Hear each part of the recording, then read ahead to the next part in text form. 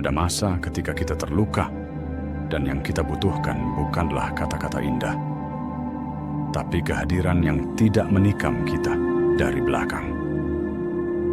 Kita semua pernah berada di bawah, terjatuh, kalah, terpuruk. Dan pada titik itu akan selalu ada mereka yang tersenyum saat kita hancur, yang menjauh saat kita butuh, yang menghakimi dari kejauhan.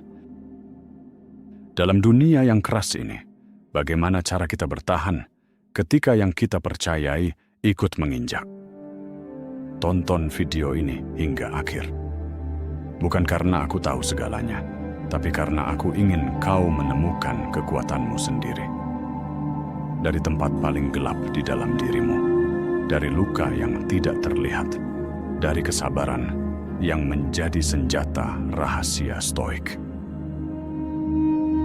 Poin 1. Wajah sebenarnya terlihat saat kita terluka. Musuh yang nyata bukan datang saat kita berjaya, tapi muncul saat kita goyah.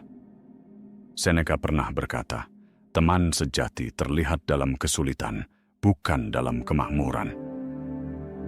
Lihatlah siapa yang tersenyum ketika kita gagal, siapa yang diam ketika kita disalahkan, siapa yang memutar fakta ketika kita lemah. Orang seperti itu, jangan pernah percaya padanya, bahkan bila ia memakai topeng kebaikan. Karena stoik sejati bukan hanya bicara kebaikan, tapi hidup dalam prinsip. Tidak menghina yang sedang jatuh, tidak menendang yang sedang rebah, tidak bermain api di atas penderitaan orang lain. Poin 2. Kita hanya bisa dikhianati oleh orang yang pernah kita percaya. Pengkhianatan tidak datang dari musuh, ia datang dari mereka yang kita beri pintu masuk. Marcus Aurelius menulis dalam Meditations, ketika kamu disakiti oleh seseorang, lihatlah kembali, apakah kamu pernah menyangka mereka tidak mampu menyakitimu? Kita dikhianati bukan karena mereka kuat, tapi karena kita pernah membuka hati tanpa kendali. Lalu, bagaimana sikap seorang stoik? Kita tidak membalas, kita mengobservasi, kita tidak mengutuk, kita mengerti, dan mengakhiri keterikatan yang meracuni. Kebebasan terbesar bukan melawan mereka, tapi menguasai diri kita sendiri. Poin 3. Jangan percaya orang yang menertawakan luka yang tak mereka pahami. Ada jenis manusia yang tidak pernah menyentuh penderitaan, tapi merasa berhak menilai kesabaran orang lain. Mereka yang berkata, move on, tanpa tahu apa yang ditinggalkan. Mereka yang bilang, jangan lebay saat kita sedang berjuang untuk bernapas. Epictetus berkata, jangan pernah menjelaskan penderitaanmu pada orang yang belum pernah belajar menguasai emosinya sendiri. Seorang stoik tahu, tidak semua layak dipercaya, terutama mereka yang menertawakan luka yang tidak mereka rasakan.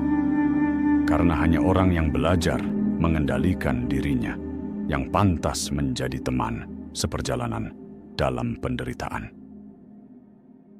Poin 4. Kesabaran itu tajam, tapi tidak semua orang melihatnya.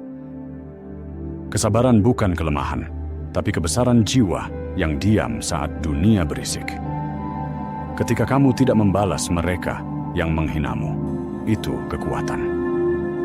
Ketika kamu tetap sopan pada mereka yang mempermalukanmu, itu seni stoik. Zeno, pendiri stoicisme, percaya kita diberi 2 telinga dan 1 mulut, agar lebih banyak mendengar dan sedikit berkata. Maka diam bukan tunduk, diam adalah pengamatan. Dan kita harus jernih melihat siapa yang benar-benar hadir dan siapa yang hanya menunggu kejatuhan. Poin 5. Tanda-tanda orang yang harus kita jauhi. Mereka yang mendekat hanya saat kamu sukses, hilang saat kamu butuh, membocorkan rahasiamu di balik senyuman, memelintir kelemahanmu menjadi bahan candaan. Jangan biarkan hatimu dikuasai oleh mereka. Bukan karena kamu membenci, tapi karena kamu sudah selesai belajar. Seorang stoik bukan orang yang keras kepala, tapi yang memilih jalan damai dalam ketegasan. Lebih baik berjalan sendiri dalam ketenangan daripada dikelilingi oleh senyum palsu yang membawa racun. Poin 6. Bangkit tanpa dendam, tegak tanpa kebencian. Balas dendam bukan jalan stoik. Kita tidak membalas karena kita tidak ingin menjadi seperti mereka. Jika kamu membalas kejahatan dengan kejahatan, maka kamu adalah cerminan dari musuhmu. Marcus Aurelius. Maka kita bangkit tanpa kebisingan. Kita menyembuhkan diri tanpa memamerkan. Kita melangkah jauh dengan beban yang sudah kita lepaskan. Kita tidak membuktikan apapun, karena ketenangan adalah bukti terbaik bahwa kita tidak lagi dikendalikan oleh mereka. Jangan percaya pada mereka yang bersorak ketika kamu jatuh. Jangan membuka luka pada mereka yang tidak menghargai sembuhmu. Dan jangan letakkan harga dirimu pada tangan orang yang tak mampu menjaga dirinya sendiri. Tapi jangan pula membenci, karena kebencian membuatmu terikat. Sebaliknya, kuasailah dirimu, perkuat batinmu, bersihkan pikiranmu. Dan bila hari itu datang, ketika kamu berdiri di puncak ketabahanmu, kamu tidak akan bersorak. Kamu hanya akan diam dan tersenyum. Karena kamu tahu, mereka yang dulu meninggalkanmu tidak pernah benar-benar kuat sepertimu. Jika kata-kata ini menyentuh bagian terdalam jiwamu, jangan biarkan berakhir di sini. Tekan subscribe, karena perjalanan menuju kekuatan batin baru saja dimulai. Terima kasih.